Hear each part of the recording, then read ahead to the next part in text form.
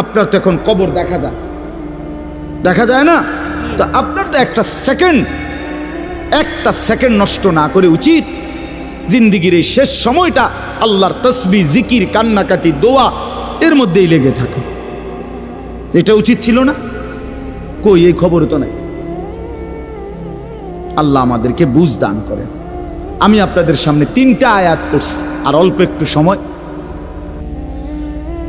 এই 3টা আয়াত পড়ছি আর একটু সময়, এই 3টি আয়াতের তর্জমা শোনাই আপনাদেরকে।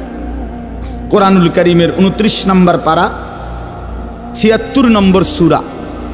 সূরাটির নাম সূরায়ে তাহার। এই সূরার 3টি আয়াত, প্রথম 3টি আয়াত আপনাদের সামনে আমি তেলাওয়াত করেছি।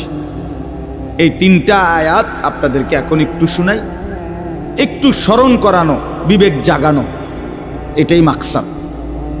এই সূরার প্রথম 3 আয়াত, আমরা এই 3টি আয়াতের মধ্যে আল্লাহ তাআলা কি বলছেন এই কথাটা আগে সংক্ষেপে আমি আপনাদের এমনি একটু বুঝাই, তাইলেই দেখবেন তর্জমা বললে আপনি সহজে বুঝবেন ইনশাআল্লাহ।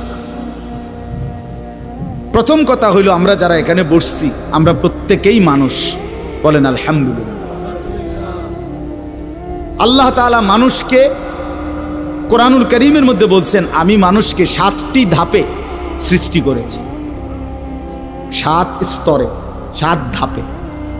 1 নাম্বার মাটি, 2 নাম্বার বীর্যের ফোঁটা, মানে বীর্য, স্বামী স্ত্রীর মিশ্র বীর্য। একটি সন্তান জন্মের ক্ষেত্রে স্বামী স্ত্রী উভয়ের বীর্যই ব্যবহার হয়, তাহলে এই 2 নাম্বার। 3 নাম্বার জমাট রক্ত। 4 নাম্বার গোশতের টুকরা। 5 নাম্বার